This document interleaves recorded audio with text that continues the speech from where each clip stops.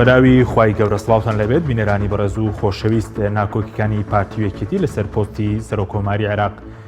بەردەوامە و هەردوو لە بڕیاریانداوە بە کاندیدی جیا پستنێ و پرۆسی هەڵبژاردننی سەرۆکۆمار ناو پەرلەمانی عێراق. ئەمڕۆ ئەنجومەنی سەرکردایەتی یەکێتی کۆبە و بڕیاریدا دکتۆر بەرهەم ساڵح وەک تاکە کاندیدی حیزبەکە بۆ پۆستی سەرۆکۆمار بپاڵەوێت. لە بەرامبەریشدا پارتی هۆشارجێباری کاندید کردووە. ئەمەش دوایەوە دێت کە دوێنێ کۆبوونەوەی بافڵ تاڵەبانی و مەسعود بارزانی بەڕێوە چوو بارزانی پێڕاگەیاندوو کە هۆشیارجێباری دەبێتە سەرۆکۆماری عێراق. لە بەرنامەی ئەمڕۆ سەرلەسەر وردەکاری ناکۆکیەکانی پارتی یەکێتی کاریگەریەکانی لەسەر پرسی کورد لە بەغدا و لەسەر هەرێمیش دەکەین. سەرەتا ڕاپۆرتێک بەیەکەوە دەبین. ئەنجومەنی سەرکردایەتی یەکێتی دکتۆر بەرهەم ساڵحی وەک تاکە کاندیدی حیزبەکەی بۆ سەرۆکۆمار پەسەند کرد. پارتی دیموکراتی کوردستانیش سوورە لەسەر وەرگرتنی پۆستی سەرۆکۆمار بۆ هۆشیارجێباری. دوای 8 مانگ لە وەستانی کۆبوونەوەکانی ئەنجومەنی سەرکردایەتی بەهۆی ناکۆکی بافڵ تاڵەبانی و لاهور شێخ جەنگی، ئەمڕۆ بۆ یەکەم جار ئەنجومەنی سەرکردایەتی حیزبەکە کۆبووەوە. لە کۆبوونەوەکەدا ئەنجومەنی سەرکردایەتی یەکێتی بڕیاریدا جارێکی دیکە بەرهەم ساڵح تاکە کاندیدی حیزبەکە بێت بۆ پۆستی سەرۆکۆماری عێراق. دوای کۆبوونەوەکە ئەنجومەنی سەرکردایەتی یەکێتی ڕاگەیاندراوێکی بڵاو کردەوە و تێیدا هاتووە پارتی تاگڕەوانە و لا دەرەوەی ویست و ئیرادەی یەکڕیزی گەلی کورد و هێزە سیاسیەکانی هەنگاوی ناوە و ڕێکەوتنیان لەگەڵ هەندێک لایەنی سیاسی واژۆ کردووە و لە چوارچێوەی ئەو ڕێکەوتنیان کاندیدێکی خۆی بۆ پۆستی سەرۆکۆمار پێشکەش کردووە. ئەنجومەنی سەرکردایەتی یەکێتی ئاماژە بەوەش دەکات ئەو قسە و باسانەی کە دەگوترا پارتی تەنها کێشەی لەگەڵ کاندیدی یەکێتی هەبووە و ئەگەر ئاڵوگۆڕ بەو کاندیدە بکرایە پارتیش کاندیدی خۆی دەکشاندەوە دوور بوون لە ڕاستیەوە. دەریش کەوت ئەمە تەنیا بۆ چاوبەست بووە و ئامانجی سەرەکی بەدەستێنانی پۆستی سەرۆکۆمارە. کۆبوونەوەی ئەنجومەنی سەرکردایەتی یەکێتی دوایەوە دێت کۆبوونەوەی نێوان مەسعود بارزانی و بافڵ تاڵەبانی بە بێئەنجام کۆتایی هات. ڕۆژی شەممە بافڵ تاڵەبانی هاوسەرۆکی یەکێتی لە پیرمام چاوی بە مەسعود بارزانی سەرۆکی پارتی دیموکراتی کوردستان کەوت. زانیاریەکان باس لەوە دەکەن لەو کۆبوونەوەیدا مەسعود بارزانی سوور بووە لەسەر کاندیدکردنی هۆشیارجێباری بۆ وەرگرتنی پۆستی سەرۆکۆمار و بە بافڵ تاڵەبانی وتووە هۆشیارجێباری ناکشێنینەوە و دەبێتە سەرۆکۆماری عێراق. ڕێگنەکەوتنی پارتی و یەکێتی لەسەر کاندیدێکی هاوبەش بۆ پۆستی سەرۆکۆمار وا دەکات هەمان سیناریۆی ساڵی 2010 دووبارە بێتەوە و پۆستی سەرۆکۆمار لە ناو پەرلەمانی عێراق یەکلا بکرێتەوە. بە پێی ڕێکارە یاساییەکان کۆتاوادە بۆ کۆبوونەوەی پەرلەمان و هەڵبژاردننی سەرۆکۆمار 8 مانگی داهاتووە. لە ئێستاشەوە ململانی پارتی وێکێتی بۆ وەرگرتنی پۆستەکە توند دەبێتەوە و هەردوولا لە بەغدا هەوڵەکانیان لەگەڵ لایەنە عێراقیەکان بۆ وەرگرتنی سەرۆکۆمار چڕ دەکەنەوە.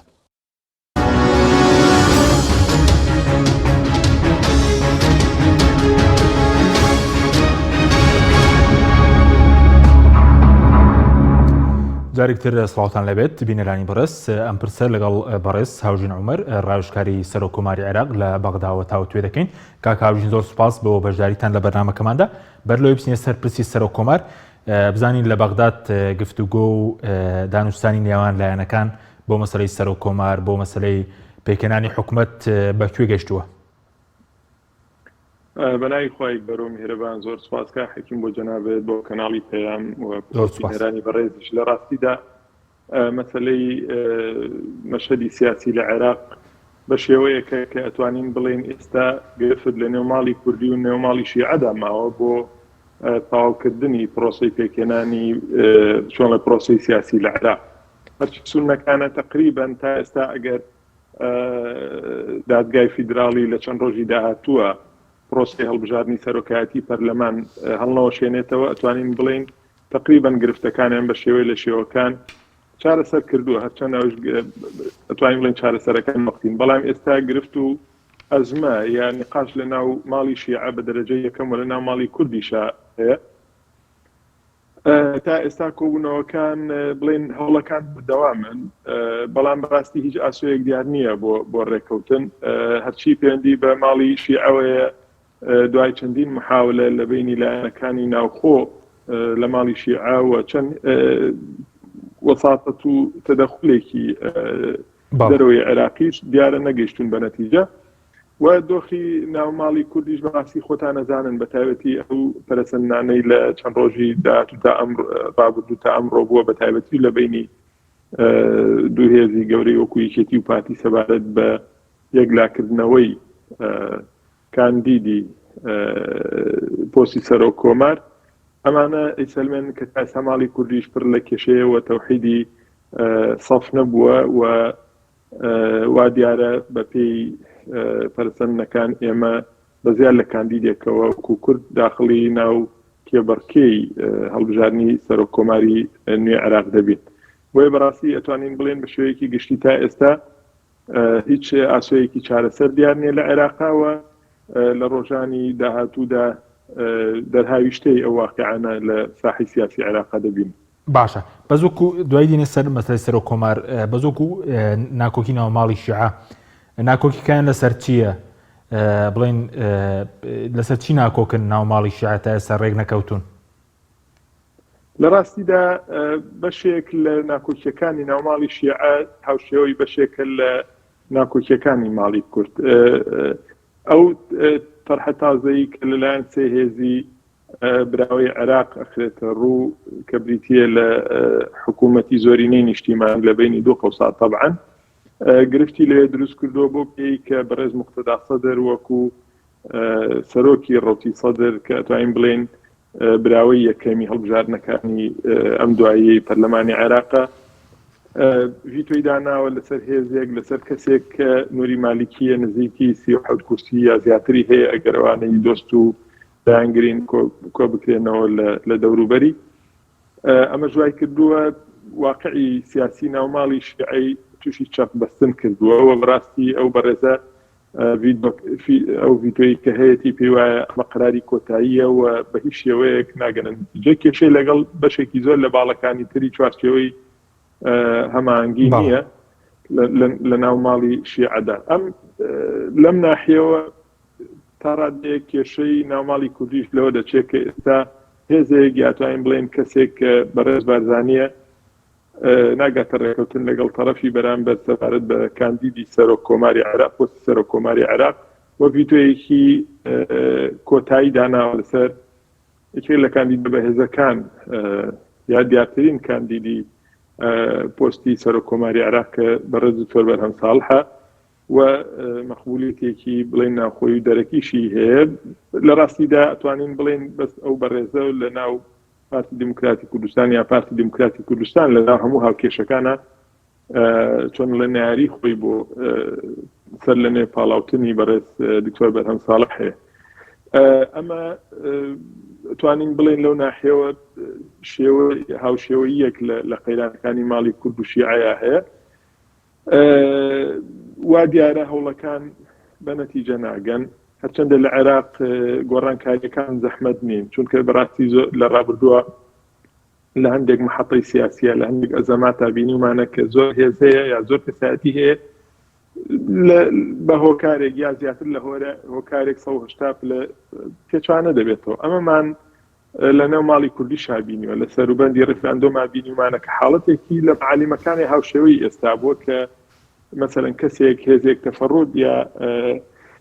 چۆنە لە یەک لایەنە بڕیار لە قەزەیەک دەداوە جۆ بۆ حیواری سیاسی بۆ شەریکە سیاسیەکان یا بۆ هێز سیاسیەکانی تری نێو ماڵی کوردی یا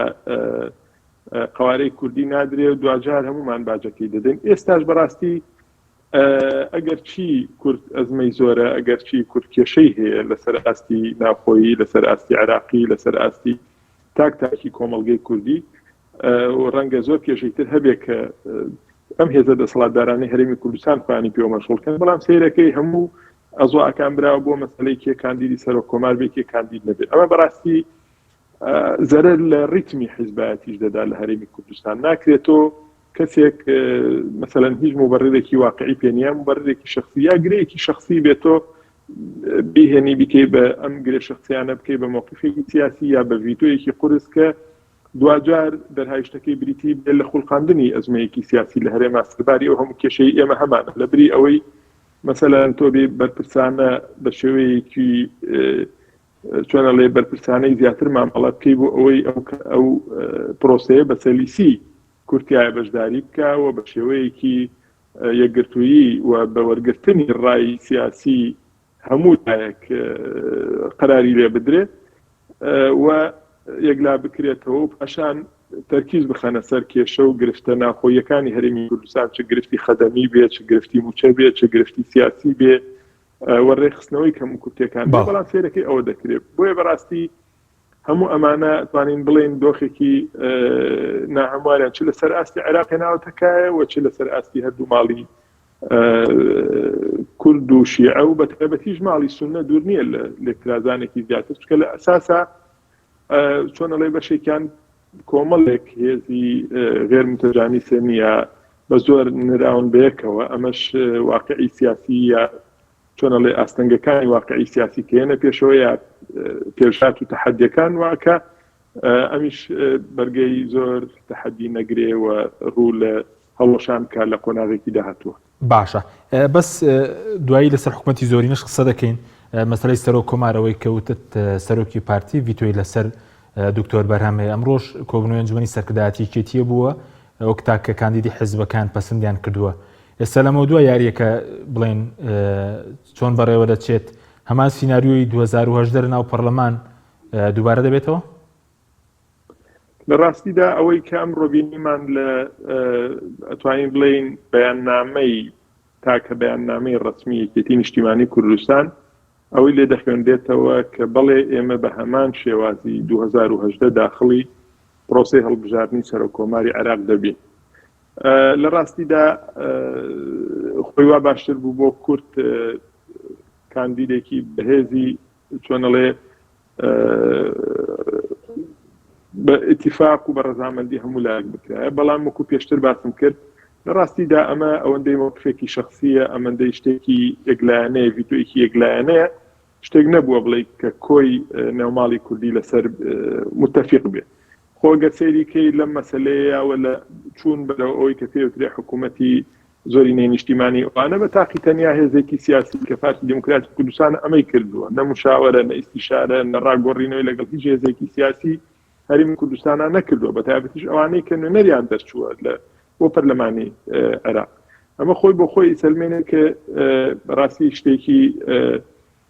باش نییە و سیاسەتێکی چۆنڕێ بەرپرسانە نییە، بە تایبەتیش وەکو وتمان هەرێمی کوردستان لە ناو کۆمەڵێک گرفتی ناوخۆی و دەرەکی دەناڵێنەوە مبتەلا بۆ پێیانەوە. بۆیە بەیاننامەکەی مەکتەبی سیاسی یەکێتی ئەوی لێ دەخوێنرێتەوە و ئەو موقفەی یەکێتی زۆر خوێندنەوەی تریش بەڕاستی هەڵدەگرێ ئەوەیە کە ئێمە بە هەر بارێکە ئەو انتخاباتێک لابێتەوە دوجار ناتوانانی بڵێ دەرهاشتی سیاسی نابێت لە ناوخۆی هەرێمی کوردستانە، چونکە تۆ بۆ نەفەسەوە بەرەو ئەو پرۆسەیە بڕۆی بەتاکید هەر لایەک بیباتەوە، یعنی لاکەی تر دیارە ئەوەی دەبێت. لە قۆناغی ڕابردووە باستی ئەتوان بڵێم ئەم کێشەیە ڕیشەیەکی لە ئەم دەورەیەکی ئێستا ئەمەی تێداین، یعنی دەورەیەک بووە دەبوو باشتر بێ لە پشتیوانی کردنی کەسێکە بە ناوی ماڵی کوردیەوە سەرۆکی کۆمارەوە ڕۆڵێکی ئیجابی هەبووە لە چەند ساڵی ڕابردووە و توانیوێتی بەڕاستی چۆن لە ڕۆڵێکی ئیجابیانەی هەبێت لەسەر ئاستی عێراق بۆ هێورکردنەوەی ئەو مشکلانەی کە هەن ئەو گرفتە ئیقلیمی و دەوڵەتیانەی کە لەسەر ساحەی سیاسی عێراق ڕنگ دەدەنەوە. بۆیە وا دیارە و مەعالیمی بارودۆخەکە بە شێوەیەکە کە ئێمە لە ئەم چەند ڕۆژەی داهاتووە کە ڕەنگە سەرۆکایەتی پەرلەمانی عێراق هەڵنەوەشێتەوە لەلایەن دادگای فیدراڵیەوە لە تەوقیتە دەستوریەکەیە بەرەو ئەو واقع بچین کە یەکێتی و پارتی بە مرەشەحی خۆیان داخڵ بن لە پاڵ چەند مرەشەحێکی ترا کە ڕەنگە لە ڕووی قووەتی سیاسیەوە طبعاً زۆر کەسی دیار نین لەگەڵ ڕێزما بۆ یەک بەیەکات، بەڵام سراعەکە لە بینی ئەو دوولانە ئەوە دەبێتەوە دووبارەش یەکەمەوە بە تەکیید لە ناوخۆی هەرێمی شامە دەرهایشتەی دەبێت بە هەر بارێکە. باشە، دەرهاویشتەکە چێ لە ناوخۆی هەرێم ئەگەر بۆ نمونە کاندیدی یەکێتی دەرچێت یاخود بە پێچاوانەوە کاندیدی پارتی دەرچێت بۆ سەرۆک کۆمار؟ دەرهاویشتەکە ئەوە دەبێت بۆ نمونە ئێستا کە ئێمە گوێ لە برادرانی یەکێتی نیشتیمانی کوردستان ئەگرین، ئەو پۆستە بە ئیستیحقاقی خۆیان دەبینن و ماڵی کوردی لە ناوخۆی هەرێمی کوردستان ڕەت دەکەن بە ئەو واقعی لە بەغدا هەیە یعنی پێیان وایە کە ئێستا پارتی دموکراتی کوردستان زۆرێک لە جونگە ڕئیسیەکانی لە هەرێمی کوردستان لایە ئەمە بەرئەنجامی ئیتفاقیەک یا چۆنەڵێ ئیتفاقیەکی ئەگەر عورفی بێ یا استراتیژی بێ کە لە ڕابردووە هەبوو لە بینیانە بۆیە ئەمان لە بەرامبەریە پۆستی سەرۆکۆماریان وەرگرتووە. ئێستا پێیان وایە پارتی دموکراتی کوردستان لە پشتی ئەوانەوە چۆ بەناوی ماڵی کوردیەوە تەحالوفی کردووە لەگەڵ دوولایەنی تری عراقیەکەیان سەر بە پێکاتی سونەکانە ئەوی تر لە ناو ماڵی شیعەدایە بەبێ وەرگرتنی ڕەزامەندی ئەوان. ئێستاش دەیەوێت بێت ئەو پۆستە ئەوە بکات. یعنی لە چەند ڕۆژی ڕابردووە باس لەوە دەکرا کە ئێمە ڤیتۆمان لەسەر ساڵح هەیە، بەڵام ئێستا بەیاننامەکەی یەکێتی بەڵێ ئێمە بۆمان دەرکەوتووە ئەوان هەر لە دوور لە وەرگرتنی ڕەئی ئێمە و ڕاگۆڕینەوە و دوور لە ئیرادەی ئێمە دەیانەوێت هەر پۆستەکە بەرن پەیوەندی بە بەرهەم ساڵحەوە نییە کە ڤیتۆیەکەوە، یعنی دیارە لە پلانیانایە کە ئەو پۆستەش بەرن. بۆیە ئەمە وا ئەکادێکێتی خۆی بە چۆنەڵێ مەخدوور بزانێ و ئامادەی دەربڕیوە کە هەڵوێستی هەبێ و نێڵێ ئەشتە تێ بپەڕێ. خۆ بەیاننامەکەی سەرکردایەتی یەکێتی نیشتیمانی کوردستان ئەو نەفەسەی پێوە دیارە کە تۆزێک بە ڕاشکاوانە ئەم بابەتانە باسەکە. بۆیە دڵنیا بن ئەگەر بۆ منە ئەم پۆستە بچێ بۆ پارتی دیموکراتی کوردستان ڕنگدانەوەی دەبێت لەسەر هەرێمی کوردستان، یعنی یەکێتی ئەگەر ڕێبدا بە خۆی وەکو ئێمە چۆن ئەو ئینطباعەمان لە دروستووە بە تەکید ڕەنگە مراجعەی پرۆسی سیاسی داوای مراجعەی پرۆسی سیاسی بکاتەوە لە هەرێم، ڕەنگە یعنی مقاطعی سیاسی دروست بێ، یعنی هەموو احتیمال بژاردەکان دەبێ ئەو کرێ یان دەبەر چاو بگیرێ. ئەو پێیوان ناکرێ هەموو جومگە سەرەکیەکان دوور لە چۆنەڵێ ڕاوێژی نیشتیمانی کوردی حیزبێک بێ داگیری کا بۆ خۆی یابی بە هەر باشەکە کاژین بەڵێ ئەگەر کاندیدەکەی پارتی بڵین دەرنەچێ ئەوش ئەو کاتە شەر کاریگەری دەبێت باردووبارەکە ئەی بەتاکید ئێستا ئەمە لە 2010 بۆ نمونە کاندیدی پارتی دموکراتی کوردستان شکستی هێنا بەرامبەر کاندیدیەکێتی کە بەڕێز دکتۆر بەرهەم ساڵح سەرۆکی ئێستای کۆماری عێراقە. ئێخۆ بەتاکید ئەمە ڕنگدانەوەی هەبوو، بۆیە تا ئێستاش پارتی مامەڵەیەکی چۆنەڵێ نۆرمەلی لەگەڵ ئەو پۆستە گرنگەی کوردانە کرد بۆ کە لە بەغدا هەیە، یعنی بگرێت دژایەتیەکی زۆریش کراوە کە ئەمە ڕەنگە زەربەی لە پێگەی کوردابێت لە بەغدا، یعنی بەشێکی زۆری ئەوانەی کە بوون بە هۆکاری لاوازبوونی پێگەی کورد لە بەغدا چۆنەڵێ لایەنی کوردی بۆ بە تایبەتیش ئەتوانین بڵێ هێزێکی وەکو پارتی دموکراتی کوردستان و پاشانیش یەکێتی نیشتیمانی کوردستان کە چۆنەڵێ نەیانتوانیوە نێوماڵی کوردی ڕێخنەوە. ئەم تەسەڕوفەیەک لایەنانە ئەم تاگڕەویانە چ لە سەردەمی ڕێفراندۆمەوە پێش ڕێفراندۆم دوای ڕێفراندۆم ئەمە وا ئەکات کە تۆ هێزەکان بە پەرش و بڵاوی بمێنن، یعنی چکە بەڕاستی چاوەڕێکرێ لایەنە گەورەکان مەسئولانە مامەڵە بکەن، بەڵام کە تۆ دەی یەکلایەنە ئەوە دەکەی حساب بۆ لایەنەکانی تر کە لە خوار خۆتەوە ناکەی بەتاکید ئەمە یەکدەنگیشی لە دروست نابێ. بۆیە ئەوەی لە 2010 کەوتەوە واقعەتی زۆر ناخۆش بوو، خۆی وا خۆشترە پۆستێکی گەورە کە یەکێکە لە سەرۆکایەتەکەی عێراق بە ئیتفاقی ماڵی کوردی بێت و هەموو لایەنێک پشتیوانی بکەن. ڕاستە خلافات هەیە لە هەرێمی کوردستان، ئەمە بەدیل نییە بۆ ئەوە، یعنی کەسێک کە بتوانێت حەقی پۆستەکە بە و خزمەت بە قەزەی کوردی بکەوە بە مافەکانی خەڵک و بۆ داخوازەکانی خەڵک لەسەری ڕێک بکەون و هەموو لایەک پشتیوانی بکەن لە ناو خۆیان مەسەلەی شیازەکە چۆنە ئەوە شتێکی ترە. وێ بەڕاستی بەتەکید بە تایبەتی ئەگەر ئەم جارە پارتی دموکراتی کوردستان یعنی کاندیدەکەی نەیباتەوە و شکستی دووەم بێنێ بەرامبەر کاندیدی یەکێتی بەرامبەر دکتۆر بەرهەم ساڵح، بەڕاستی من ئەتوانم بڵێم کە زۆر قورسەکەوێتەوە لەسەر پارتی و ڕەنگە توانەڵێ سنوورێک بۆ ئەو تاگڕایانی پارتیشدا بنێت، چکە بەڕاستی بەداخەوە ئەم قسەی دەڵێن پارتی ڕاستە کۆنترین حیزبە لە کوردستانە و حیزبێکە ئەتوانین بڵێن لە ڕووی کورسی و ژمارەی دەنگەوە ئێستا حیزبی یەکەمە لە هەرێمی کوردستان، بەڵام بەڕاستی بە دەرنەچوونی کاندیدەکەی تووشی شۆکێکی سیاسیە بنوە ڕەنگە بێ بە سەرەتای قۆناغێک بۆ پاشەکشی ئەو حیزبە لەسەر ئاستی عێراق و لەسەر ئاستی کوردستانی شواق ڕوبەڕووبوونەوە کێبڕکەی سیاسی بە تایبەتی لە بینی دەوڵاتدارانی هەرێمی کوردستان ئاراستەیەکی تر وەرەگرێت. بۆیە ئێمە بەڕاستی دواخواز بووین کە ماڵی کوردی هەمووی بە ئیتفاق کێشەکان یەکلا بکاتەوە و پۆست و بەرکەوتەکانی کورد لە بەغدا دابەش بکەن و هەموو لایەنێک بتوانن پشکی خۆیان هەبێ بۆ ئەوی بتوانن بە یەکگرتووی خزمەتی کوردکەن. بەڵام کەسێک دێ کە دەڵێ من بەشی خۆم بۆ خۆم و بەشی تۆش لە خۆم، یعنی ئەمە قەزەی سەرۆکۆمار زۆر بە سەراحەت بڵێن قەزەیەکی دیارە بۆی باسەکرێن. جینا لە ساڵانی ڕابردووام کێشەی لەبینی هێز و کوت لە سیاسیە کوردەکانی تریش هەبووە. ئێمە کۆمەڵی ئیسلامی بۆ نمونە هەموو دەورەکانە پەرلەمانتارمان هەبوو لە عێراق، بەڕاستی خۆمان چۆنەڵێ بەشخورا و مافخورا و زانیوە، یعنی سەیرەکەی بە شێوەیەکی مەسئولانە لەگەڵ بەرکەوتەی کۆمەڵی ئیسلامی مامەڵە نەکراوە. بەڵام چکە پۆستەکە ڕەنگە یا قەزیەکە یا حیزبەکەمان لە ئاستی یەکێتی یا پارتیانە بۆ سەیرەکەی قەزەکەش ئەو گرنگی پێ نەدراوە، یا هێزێکی تری کوردی کە لە دەرویکێتی و پارتی نوێنەراتی هەبووە لە پەرلەمانی عێراق لە بەغدا. بۆیە بەڕاستی ئەم کێشانە هەبووە. ئێمە هیواخواز بین کامە چارەسەر بکرێ، ئەم گرێ بەدەست بکرێتەوە نەخرێتە دەم. بەڵام دیارە ئەوزانی کە فەرمانڕەوایی و بڵێ حکمی کوردستانەکەن، یعنی لە ئاستی ئەوەیان نین کە بتوانن نموزەجێکی جوان و یەکگرتوانەی کورد لە بەغدا لە دەرەوەی خۆیان پیشان بدەن وەکو چۆن لە ناوخۆشانەیان توانی پیشانی بدەن و ڕۆژ بە ڕۆژ قەیرانی گەورە دەخڵقێنن، چ سیاسی بێ، چ ئابووری بێ، چ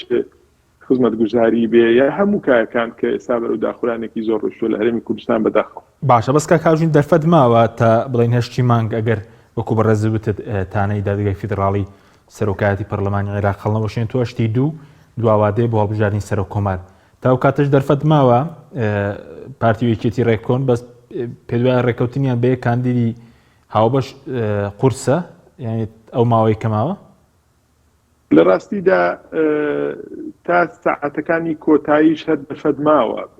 بۆ گەیشتن بە ڕێکەوتن و واقعی سیاسی عێراقیش بە شێوەیە کە زۆر جار لە ساعەتەکانی کۆتاییە گرفت و کێشەکان یەکلا ئەکرێنەوە یا برا لە شتەکانە دەن. جاری وایە تۆ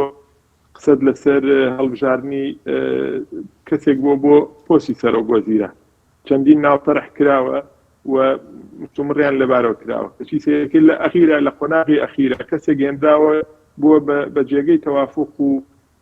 ڕێککردنی هەموو لایەنەکان لە ئەساسا هەر لە بیدایەتەوە ناوەکەی پێشنیار کراوە و مەطروح نەبووە. بۆیە ئەوە یەکێکە لە سروشتەکانی واقعی عێراق. ئێمە دەبێ یعنی چاڕی ئەوش بکەین کە شتێک بێتە پێشەوە لایەنەکان بگەێنێتەوە نەتیجە. بەڵام ئێمە باس لە ئەو واقعەت بکەین کە ئێستا دەگوزارێ و ئەو ئینتیباعی ئێستا لای هەرێکێک لە ئێمە دروست بووە کە ئەوەی لە دەخوێنرێتەوە کورد بەم شێوەیە جارێکی تر لە بەغدا خۆی بنوێنێەوە تەمسیل و نوێنەرایەتی بکە. وگەرنا ئەگەر ئیرادەی ڕێکەوتن هەبێ، ئیرادەی ملکەشبوون هەبێ بۆ بەرژەوەندی نیشتیمانەکان بۆ ئەوی کە مەسلحەتی کوردی تێدایە دەتوانن بگەنە ڕێکەوتن. بەڵام کە تۆ نەقست هەبوو لە هەستکردن بە مەسئولیەت و لە پێزانین بە چۆنەڵێ چاڕوانیەکانی خەڵک، مافەکانی خەڵک، ئەوەی خەڵک بەتەمایەتی و ئەوەی خەڵک دڵخوازێتی و پێویستێتی بۆ بەڕێوەبردنی ژیانێکیش کۆمەندانە کە تۆ ئەوە هەستێنەکەی بەڕاستی ناشتوانی بگەیتەوە قەناعەتی کە تەسحیە بێ بە هەندێک بەرژەوەندی سیاسی خۆت بۆ میلەتەکەت. بۆیە لە ڕاستیدا ئێمە لەو بەعدەوە قسەی لێ دەکەین، یعنی باشمان بەو مەقولەیە هەیە کە هەموو شتێکەوێ بە نەتیجەکەی بپێورێ. ئێمە هەتا ئێوارە بۆ نمونە ئێستا ئەمە باسی ئەزمەی غاز دەکەین لە هەرێم، باسی ئەزمەی نەوت دەکەین لە هەرێم، هەتا ئێوارە تۆ بەرپرس بێ باسی شێر و ڕێی ئەوت بۆ بکە ئاوایە کە بەڵام بۆ هەموو نەوتەوە بۆ هەموو غازدا یەدەکەوە کە لە ناو هەرێمی کوردستانە هەیە تۆ نەتوانی قەیرانی سوتەمەنی کۆتایی پێبینی. 2000 مبەڕیر بووە من باسکەی ناچێ بە گوێمە، چکە تۆ نەتیجەکەت ئەیسەلمێنێ کە تۆ کەسێکی لە ئاستی پێویستانە بووی، کەسێکی شکست خواردی یا کەسێکی کە دڵت ناسووتێ بە خەڵکەکەی خۆت. بۆیە بەڕاستی هەموو ئەم نەتیجەمە لەو ناحیەوە قسەی لێ دەکەین. یعنی کورد بەتایبەتی ئەوانەی کە دەسەڵاتدار بوون لە هەرێمی کوردستان و قەراری کوردیان لابووە چۆنەڵێ پێویست بوو بە شێوەیەکی بەرپرسانەتر لەسەر هەموو ئاستەکان ئەوکەن. بەڵام بەڕاستی ئێستا پێگەی کورد زۆر بەهێز نییە لە بەغدا ئەویش سەبەبەکەی ئەو جۆرە تەسەڕوف و ئەو تاگەڕەویەتی و ئەو بڕیاردانە تاگلانەیە کە ئێستا دەکرێت و بەتایبەتیش لەم ئەخیرا پارتی دموکراتی کوردستان ئەم هەنگاوی ناوە کە لە زۆر ڕۆتوانین بڵێن هەنگاوێکی پڕ لە ئیشکالێت و پڕ لە کێشەیە. بەس کە کاژین بڵین ئەوەی کە ڕێکەوتنەکە کراوە بڵێن ڕێکەوتنی سەدر و بارزانی و هەلبووسی باز لەوە دەکەن کە ئەم ڕێکەوتنە خاوەنی 180 کورسی پەرلەمانی عێراقن. ئەمە چانسی زیاتر نادە بە کاندیدەکەی پارتی یاخود دۆخەنێ و دەوڵەتی و هەرێمایەتیەکە چۆنە و ئایا لەناولانە سیاسەکان مەسلەی سەر و کۆمار و دابەشبوونی کورد چۆن دەخوێنرێتەوە لە ناو ناوەندە عێراقیەکان بڵین؟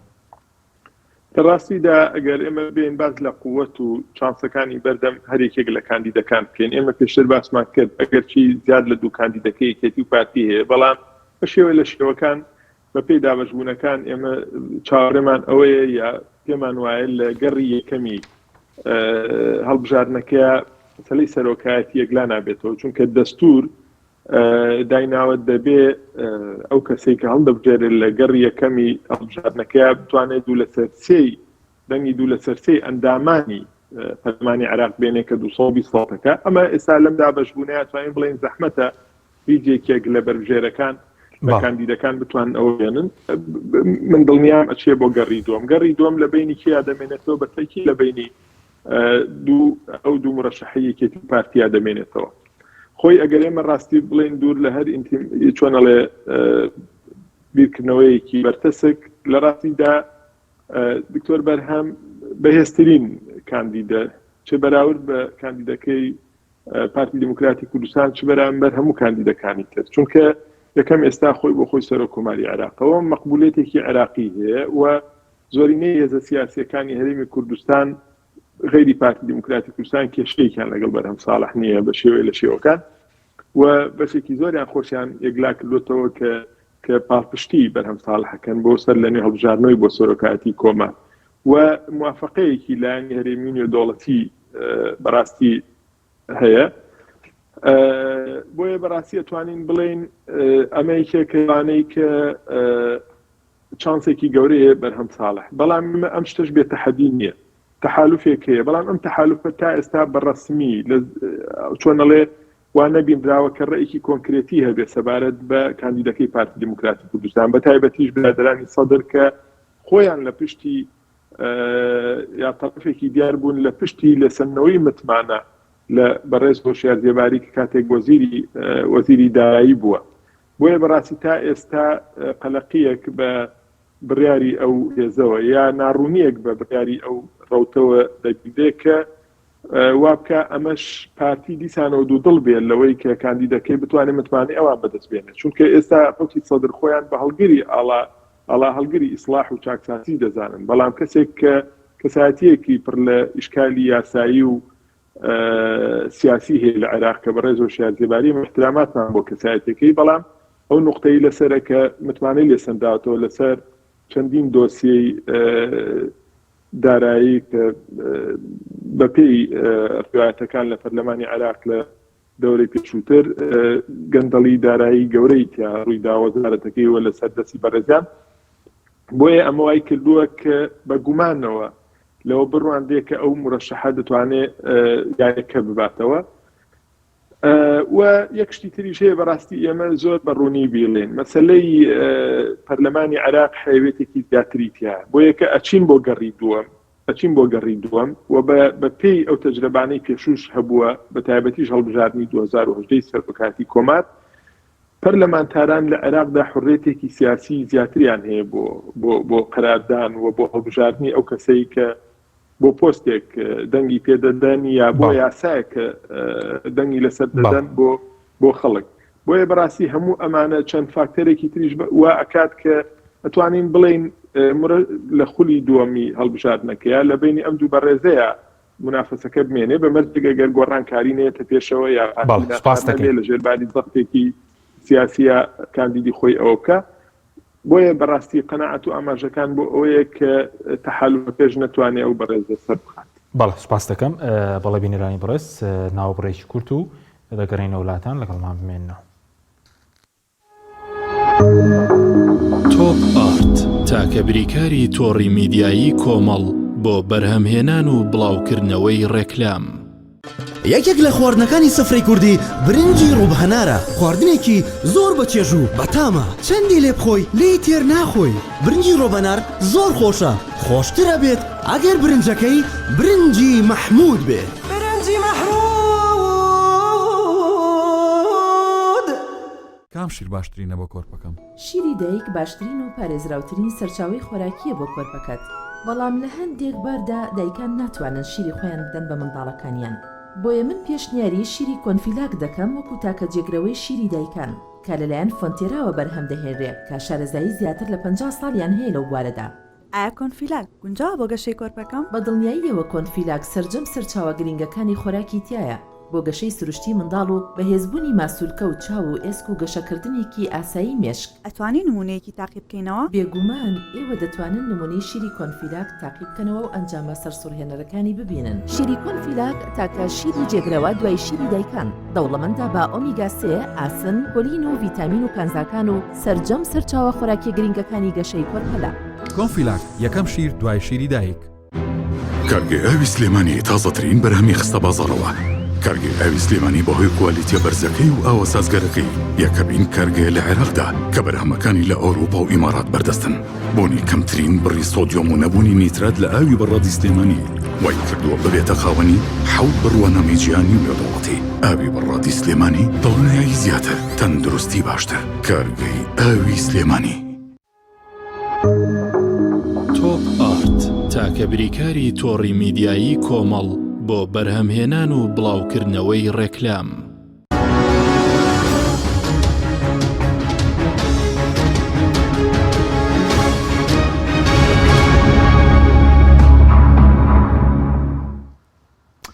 جارێکتر سڵاتوان لەبێت بینەرانی بڕست کاکاوژنیەک پرسیارێکتر لەسەر مەسەلەی سەرۆکومەر دوات دەچینە سەر تەوەری دیکە سەبارەت بە بڵین هەڵوێستی ئەمریکیەکان و ئێرانیەکان لە برسی سەرۆک کۆمارە چۆنە و ئەوان کە بەردەوام پێشتریش باسکراوەتەوە ڕۆڵێکی یەکلاکەرەوەیان بینیوە هەڵوێستی ئەوان چۆنە لەو بارەوە دیارە تا ئێستا لەگەڵمانەوەی سێ سەرۆکایەتەکان چۆنە؟ ڕاستی داوای زانیاری بێ لە ئێمەوە پێمان گەیشتبێ لایەنی ئەمریکی و بە هەموو لایەکیان ڕاگەیاندووە کە لەگەڵمانەوەی سێ سەرۆکایەتەکان و تەوسیە خۆشیان لەو بارەیەوە خسوەتە ڕوو چونکە ئەگەر سیرکەی لە 2023 بە دواو تا ئێستا ڕەنگە هیچ یەکێک لە سەرۆکایەتەکان بەقەدر ئەم خولە یعنی ناتوانی بێ کە نزیکێتی خۆیان بپارێزن لە ئەمریکاوە لە گەڵایەنەکانی تریش و هەرچی پەیوەندی بەلایەنێکی وەکو ئێرانیشەوە هەیە توانین بڵێن بە دەرەجەی یەکەم ئەوەندەی ئێمە بیستومانە یا بە تەنها لەگەڵمانەوەی بەڕێز دکتۆر بەرهەمن چکە پیان وا بووە لە قۆناغی ڕابردووە توانیوێتی تەوازنێکی باش ڕابگرێ و لەم هەموو کێشانەی لە بینی محوەرەکانە لە عێراق ڕوویداوە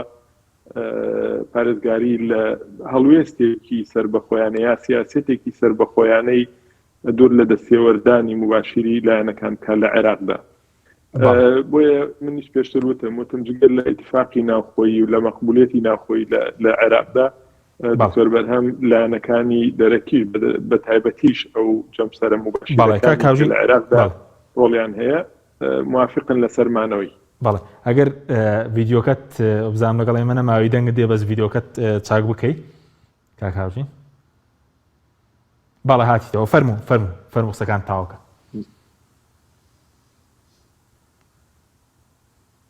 کاکاوژین بەڵێ کاکەکی بەڵێ وتت ئێستا بڵین هەم ئەمریکیەکان هەم ئێرانیەکان لەگەڵمانەوەی سێ سەرۆکایەتەکان بەتایبەت بەڵێ من نازانم تا چۆ دەنگی من گەیشتە لای بەڕێستان و لای بینەرانی بەڕێز ئەوەی کە هەیە تا ئێستا بەپی زانیاری لای ئێمە جانبی ئەمریکی لەگەڵمانەوەی هەر سێ سەرۆکایەتەکان پیان وایە کە ئێستا سێ سەرۆکایەتەکە قۆرق نییە بۆ ئیتجاهێکی نەیاری ئەوان بەتایبەتی ژەگەر پیان وایە بێ نزیک لە ئێران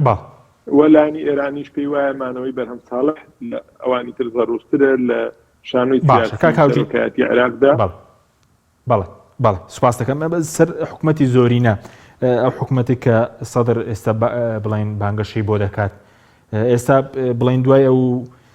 گۆڕانکارانەی کە ڕوویان داوە دوای تۆمار بڵین دانیشتنی دادگای فیدراڵیش حکومەتە زۆرینەکە لەدایک دەبێت یاخودە حکومەتێکی بنکەفراوان دەبێت وەکو پێشووتر و بەنسبەت لایەنە کوردیەکانیشی چی بۆ خەڵکی کوردستان تێدا دەبێت حکومەتە زۆرینەیە؟ لە ڕاستیدا لایەنی بڵێن حکوومەتی زۆرینەی نیشتیمانی ئەوەی کە ئەو هاوپەیمانێ سێقۆڵی بینی پارتی دیموکراتی کوردستان و ڕوتی حەلبوسی و ڕوتی مقتدا سەدر بانگەشەی بۆ دەکەن ئەتوانین بڵێن لە ڕاستیدا ئێستا وەختی نییە یا پرۆسەیەکی لەم دۆخیا سەرکەوتوو نابێت. خۆ من دووبارەی دەکەمەوە لە شوێنی تریش ئەمە وتووە حکوومەتێکی زۆرینە لەگەڵ بوونی معارەزەیەکی بەهێز حاڵەتی ئاسایی هەر پرۆسەیەکی سیاسی هەر وڵاتێکە کە هەبێت. بەڵام دۆخی عێراق لە ڕاستیدا لە ڕووی مەبدەئیەوە ئێستا نەگەیشتێتە ئەوەی کە تۆ بتوانی بەم نەمەتە ئیشکەی. ئەسباب زۆرە. تۆ پێکاتت هەیە ناتوانانی مافی پێگاتەکان یا تەمسیلی پێکاتەکان بە زۆرینەوە کەمینە ئەوە بکەی، یعنی لەم بینە حقوق زۆر زایع بێت. خاڵێکی تر ئەگەر بە ڕقەمیش حسابیکەین بەڕێزان هەر بە ژمارەی کورسی حسابیکەین ئەم بەڕێزانە بە 1000 حەڵ دەگەنە 180 کورسی بە پێی ئەوەی کە ئێستا هەیە. لە تۆ نزیکی 160 کورسی یعنی تقریبا 150 کورسیەک دەمێنێ لە دەرەوەی ئەو 180. پێ باشە ئەمە کاتە ئیسلمێنێک کە ئەمە زۆرینە نییە، ئەمە زۆرینەیەکی ئەتوانین بڵێن فشەڵە یا زۆرینەیەکی هەشە کە ڕەنگە لە قۆناغێکی سیاسیە دوای ساڵێ دوای کەمتر لە ساڵێ دوای زیاتر لە ساڵێ تووشی ئەزمێک سیاسی ئەمە لاواز بێت ئەو کاتە بە زۆرینەیی نامێنێ. بۆیە بەڕاستی چۆنڵێ ئەگەر دوو لە سەرسێی کورسیەکان لایەن بواە یعنی لایەن کەم 250 کورسیان هەبواە ئەم تەحالفە ئەو توانی بڵێ زۆرینەیەکی ڕەهایە و ئەتوانێت پای خۆی تەسبیت کاوە بە پێ ڕۆژگار و سیاسەتی ڕۆژگار و تەحەدیەکانی ڕۆژگار نەتوانێت لاواز ببێت. وێ لە ڕووی مەبدەئیەوە تۆ ناتوانی بە شتێکی فشەڵ یعنی تۆ تا بەڕاستی بە سیارەیەکی شەخوشت ناتوانانی بچی بۆ بەسرا چکە لە ڕێگا تووشی 1000 پەککەوتن و 1000 ئەوە دەبێت. خاڵێکی تر لە ڕاستیدا ئەم سێ پێکاتێ یا ئەم سێ لایەنە کە تەحالوفیان کردووە ئەتوانین بڵێن زۆر متەجانیز نین بەسەراحەت یعنی فەرگیری و تاگڕەویەک لە قەناری هەرێکی کیانە هەیە بۆ یەکگرتن و ڕەنگە ئەجەندەیەکی زۆر ناوخۆیش نەبێ ئەم تەرحەکە باز لەوە دەکرێت ئێستا جیاتی دەرەکیشی تێدایە. بۆیە بەڕاستی ئێستا ڕەنگە بتوانن هەنێ پۆزێک لاکەنەوە ئەگەر ملتەزیم بن و ڕاستکەن لەگەڵ یەکتری، بەڵام لە قۆناغی داهاتوە کونجا کۆمەڵەشت دێتە پێشەوە. بۆ نمونە هێزێ یعنی تا ئێستاوا ناسراوە لە نام تەحالوفەیە کە زۆر متعاطف نییە بەرامبەر بە قەزەی کوردی یا بەرامبەر بە داواکانی کورد یا معالمی سیاسی فکری سیاسیان واضح نییە. تۆ چۆن ئێستا توانی گرنتی ئەو کە لەم تەحالوفەیە مافی کورد پارێزرا بێت. یعنی بۆیە بەڕاستی ئەمە کە باسی تاگڕەوی ماکرد یعنی تاگڕەویەک دوور لە دراسی بەرژەوەندی نیشتیمانی لایەن بەڕێزانی پارتی دیموکراتی کوردستانەوە دەبینرێ بۆ چوون بەرەو ئەم تەحالوفە. یعنی مەسەلەکە ئەوەیە تۆ بەرەوڕووی مەترسیەکە ڕووی مەترسیەکەوە تۆ خۆت بەشداربی لەوەی منطقی زۆرینەوە کەمینە حکومکە لە عێراق. ئەگەر تۆ تووشی گرفتیە بووی ئەو کاتە جانبی سونی و جانبی شیعە زۆرینە پێکێنن ئەو کاتە سیاسەتێک بەسەر تۆ سەر هەرێمی کوردستانە فەرز دەکەن. ئەگەر قبوڵی ناکەی ئەی چۆن پێشتر قبوڵە کردووە یا خۆت بەشدار بووی لەوەی کە منطقی زۆرینەوە کەمینە ئەو بکە. چکە بۆ کورد ئێستا بەڕاستی لە دەرەوەی تەوافق و سازان ڕەنگە زۆر مات بەدەستنێ. ئێمە تەوازن لە دوای ڕفراندۆم یا پێش ڕفراندۆم و ئەو کێشانەی لە 16 ئۆکتۆبەرە هاتنە پێشەوە کورد موقفی زۆر ضعیف بوو لەبەردا. ئێستا هەرە ضعیفیە کە بەحساب نوێنەرهاتیمان ماوە وجودمان ماوە هێشتا منطقی تەوافق و سازان لە عێراق ئەوە دەکا ئەنجا کورد لە دەیان پۆست بێ بەشە و قوتی ئەوەی نییە بەشێک لە نوێنەرەکانی یا ئەو پۆستانی کە شاغیر بوون و هی کردبوون پڕیان کاتەوە. یعنی بەڕاستی ئەمە ئەتوانین بڵێن ناتوانێت بەفعلی نیشتیمانیە وەگەرنا ئەگەر ئەم زۆرینەیەکی بەخۆت بێت تۆ ناتوانانی ئیرادەیان کەمکەیتەوە. بەڵام بەڕاستی شتێکی لە 180 بە 150 تۆ ناتوانی بڵێ وەڵاهی ئەمە یعنی زۆرینەیەکە بێت کە بتوانێت هەموو مەشهەدی سیاسی داگیرکە و بتوانێت دوور لە ڕۆتکین و دوور لە بەربەستە سیاسیەکان و سرعە سیاسیەکان خزمەتی وڵاتەکە. باشە بۆیە بەڕاستی ئەمەوە ئەکات کە پرۆسەی سیاسی پرۆسەیەکی لاواز و دوور لە شەرعیەت بێت. باشە بەس وەکو داواکاری خەڵکی کوردستان لەبارەی خاک و موچە و نەوت و ئەوانە هاوڕێکەوتنە دیارە هیچی تێدایە؟ یاخودۆکوت هەندێک لایەن هەر بڕوان بە فیدراڵێت نییە لە ناو ئەو هاوپەیمانە سێقۆڵی و مەسەلەی فرۆشتنی نەوت لەلایەن هەرێم و مەسەلەی پێشمەرگەوانە. کاکە من زۆر بە سەراحەت پێت بڵێم ئێمە زۆر دۆست و هاوڕێمان هەیە لەم بەردایە کە بەرپرسن لە ناو ڕۆتی سەدردان ڕەنگە زۆر سیاسەتیان مەقبول بێ لای خەڵکی عێراقی و بۆیە وای کرد کە زۆری نەبێنن یعنی تەرحەکانیان بەدڵی خەڵک بێ بەڵام ئێمەی کورد زیاد لەوە چاڕوانیمان لە لایەنێکی وەکو ڕۆتی سەدر هەیە بۆ نمونە بەنسبەت ئێمەوە هەندێشت ڕەنگە مهتەم نەبین پێی وەکو تاکی کوردی ئێمە وەڵامانەوێت سەبارەت بە مەسەلەی پێشمەرگە مافەکانی پێشمەرگە مەنزومەی ئەمنی هەرێمی کوردستان سەبارەت بە اقتصاد و میزانیە و بودجە و موچەی هەرێمی کوردستان مادەی 160 ئەمانە داخوازی مافی دەستوری هەرێمی کوردستانن ئێمە بە ڕێزانەی ئێمە دایان بینین دایان ناسین دۆستمانە ڕەفیقمان لە ئاستی بەرزان لەنا ئەو ڕۆتەیە یعنی انطباعێکی زۆر نائیجابیان هەیە بەرامبەر یعنی ئەو داخوازی مافە دەستوریانەی کورد یعنی چۆن ئەڵێ تعاتوفێکی ئەو شویان پێ و ناگەنێ ئەمە تۆ چۆن سبینێ کە زۆری نەو کەمینەت ئەوە کرد بە حەکەم لە بەڕێکردنی سیاست و استراتیژێتی ئەم وڵاتەیە ئەنجا دوای ئەوە تۆ بە تاگڕەوی یا تاگلایەنانە چوویتەتە نا ئەو پرۆسەیەوە چۆن دوای کێ تەحملی ئەمە دەکا سەبارەت بە واقعی چۆنەڵێ هەرێمی سەبارەت بە ئینی هەرێمی کوردستان لە ڕاستیە بەڵێ کاکاژین بەڵێ دیارە کەک هاوژین نەما ویستی باسی ئەو ڕێکەوتنە سێ قۆڵیە بکات کە لە نێوان سەدر و حەلبوسی و بارزانانی دەکراوە لە قۆناغی یەکەمی ئەو ڕێکەوتنە لە نۆی ئەم مانگە یەکەمین دانیشتنی خولی پێنجەمی پەرلەمانی عێراق بەڕێوە چوو کە قۆناغی یەکەم هەڵبژاردننی سەرۆکایەتی بوو بڵێ کاک هاوژین باسی ئەومان دەکرد کە چی تێدایە بۆ خەڵکی کوردستان فەرموو لە ڕاستیدا و من کە پێشتر پێشەوەی پەیوەندیەکە ببڕێ باسم کرد یعنی تۆ چۆن لەگەڵ لایەنێکی ئەوە زەمانەتی ئەوە دەکەی یعنی ئێمە ڕاستە دەقی ڕێکەوتنەکەمان نەبینیەوە بەڵام زۆر سەرچاومان گوێ لێ بووە لێرە لە بەغدا کە غێری کۆمەڵی خاڵی عمومی شتێکی وایتیانە وەزیفەتی ئیلزامیتیانە و هەر شتێکی تێدا بێ مادام هێزێک هاتووە بە ناوی کوردەوە ئەم ئیتیفاقی ئەم تەحالوفەی کردووە مافی تاکی هەرێمی کوردستانە کە بێت داوا کا بڵێ بە ڕێزانی پارتی دیموکراتی کوردستان پێمان خۆشە بەندەکانی ئەو ڕێکەوتنامەیە ئەو هاوپەیمانە سێقۆڵیەمان بۆ بخەنە ڕوو چونکە بەڕاستی تۆ هەر هەنگاوێکی سیاسی دەنەی دەبێ بەرژەوەندی میلەتەکە و لە بەرچاو بگریت چونکە مافەکانی ئێمە لە بەغدایە یعنی بۆ نمونە چیت کردووە سەبارەت بە دابینکردنی موچە بۆی ئەم هەموو کێشەیە کە دروستە بۆ سەبارەت بە هاتن و نەهاتنی بوجە و موچەی هەرێمی کوردستان سەبارەت بە مەسەلەی مادەیەکی مرێنراوی وەکو مادەی سەوچل بەداخەوە کە کەس هەر باسی ناکات چیت کردووە بۆی ئەو مادەی زیینوکەیتەوە و ئەو ناوچانە ئاوڕێکیان لێبیتەوە کە لەسەر کوردستانی ئەسڵی مەحسوبن وەکو ناوچەکانی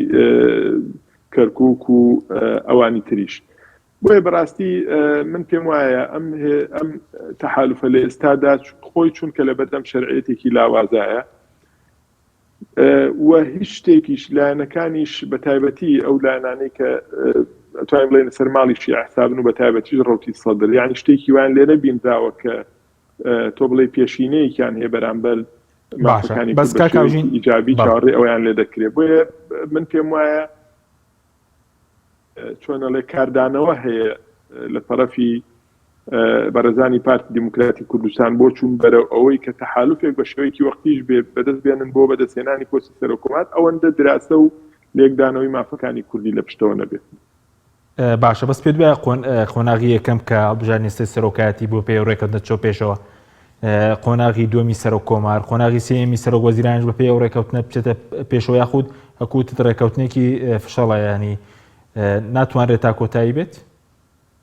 زانی تەنانەت ئێستا زۆر کەس تەشکیلکردنی سەرۆکایەتی پەرلەمانی عێراق بە مەترسی گەورە دەبینن و پێیان وایە ئەو هاوپەیمانێت توانیەتی هەموو مەشەدەکان داگیرکە من پێم وایە کۆمەڵی ئاماژەی مەترسیداری تێدا بوو وەگەرنا هەموو قەزیەکە نەبوو یعنی بۆچی گۆڕانکارێکی گەورە نەبووە تا ئێستا چونکە هەر ئەو سێ لایەن و کەسایەتیە کە پێشتر سەرۆکایەتی پەرلەمانیان بەدەستەوە بوو هەروانە هاتوونەتەوە واتە تا ئێستا گۆڕانکاریەکان لە ناو ئەرز و ئاوی خۆیان نبووە سەرۆکێکی پەرلەمان هەبووە هەر ئەوە دانراوەتەوە خاڵی دووەم کەسێکی ڕوتی سەدەر جێگری سەرۆکی پەرلەمان بۆ جێگری یەکەم بووە کەسێکی تری هەمان ڕوت بووە بە جێگری یەکەمی سەرۆکی پەرلەمان پارتی دموکراتی کوردستان جێگری دومی سەرۆکی پەرلەمانی عێراقی هەبووە ئەفوان ئەگەر باسی کوردستان کرد بەستم پەرلەمانی عێراقە ئێستا ئەو کەسەی خۆی پێشتر کە مامۆستا بەشیر بۆ گۆڕیوەتی بە کەسێکی تر کە بەڕێز شاخەوانە بۆیە بەڕاستی تا ئێستا ناتوانین بڵێن شتی زۆر گەورەیان کردووە بەڵام ئەمێنێتەوە سەرد و سەرۆکایەتەکەی تر من قەنەعەتم وایە یعنی بەبێ ئاستەنگ بۆیان ناڕاتڕێەوە معنای ئەوە نییە کە سەرۆکایەتی پەرلەمانیان نەگلا کردو ئەتوانێت دو سەرۆکایەتەکەی تری ژەگلاکەەوە چونکە دەرکەوت کە کێشە و ئاستەنگی گەورە هەیە ئەمە خواردنێکی بەسیط نییە لە عێراقا تۆ تەرەفی بەرامبەرت دەنگی هەیە بەڵام بە غەڵەتێکی هوەری ئەم دەنگەی تەحویل نەکردو بۆ کورسی وەکو تۆ لە ناو پەرلەمانی عێراقا سەدان هەزار دەنگی هەیە بەڵام چۆنەڵێ بە غەڵەتی دابشکردنی خەریتەی کاندید و بەربژێرەکان نەیتوانیوە چۆنەڵێ تەحویلیان کا بۆ کورسی کە ئەمە هەڵەیەکی هوەری بۆ ئەکرێت لە انتخاباتێکی ترا ڕاستکرێتەوە پاشان هێزی گەورەیان هەیە حەشتیان لە پشتە دەیان و سەدان هەزار چەکداریان هەیە بۆیە بەڕاستی تۆ ئەگەر بە حکمەتەوە سیاست بکەی و بە بیرێکی فراوانەوە سیاست بکەی ڕاستی ناتوانانی لە عێراقێکە هەنگاوی خێرا هەڵبنەی پێ دوابێ بەرامبەرەکانت دەسڕیتەوە بۆیە تەنانەت بە ڕقەمیش بە شێوەیەکی بیرکاریانەش ئێمە لێکی بینەوە ئەم بەڕێزانە ڕاستە کورسیان زیاترە بەس معنایەوە نییە دەنگیان زۆر زیاترە لە خەڵکی تر یعنی خەڵک هەیە 28,000 سەوتی هێناوە نەچۆ بۆ پەرلەمانی عێراق نەبووە بە ئەندام پەرلەمان بەڵام هەیە بە 1000 کەسێک سەوتەوە بە 1700 دەنگەوە چووە بۆ بە ئەندامی پەرلەمانی پەرلەمانی عێراق بۆیە بەڕاستی ئەمە لەسەر ئەرزی واقع کێشت بۆ دروستەکات چونکە تۆ کورسی زیاترە بەڵام بەرامبەرەکەشی ئەگەر کورسی نێناوە دەیان و سەدان هەزار دەنگی هەیە بۆیە من ئەتوانم بڵێم کە یەکلاکردنەوەی سەرۆکایەتی پەرلەمانی عێراق هەموو سەرکەوتنەکەی ئەو تەحالوفە سێقۆڵیە نەبووە من پێم وایە ئەگەر توانیان دوو سەرۆکایەتەکەی تر بەرن ئەوە ئەتوانین بڵێن کاکە ئەوە بردیانەتەوە و ئەتوانن خۆیان بەس سوپاس دەکەین بەڵ کەوتنی گەورە بۆ ئەو سێ چونکە سێ کەس سێ پۆست لای سێ لایەن بوون وەرگیراونەتەوە بەڵام دەستشکاندنەوەکە لە دوو سەرۆکایەتەکەی ترا بەڕاستی دەرەکەوێت بەڵە سوپاس دەکەین زۆر سوپاس بۆ بەڕێز هاوژنۆمەر ڕێژکاری سەرۆک کۆماری عێراق کە لاو بەغداوە لەگەڵ مامی سوپاسی بەڕێز دەکەین سوپاس بۆ بینێرانی بەڕێز سوپاس بۆ هاوکارانم خواتان لەگەڵ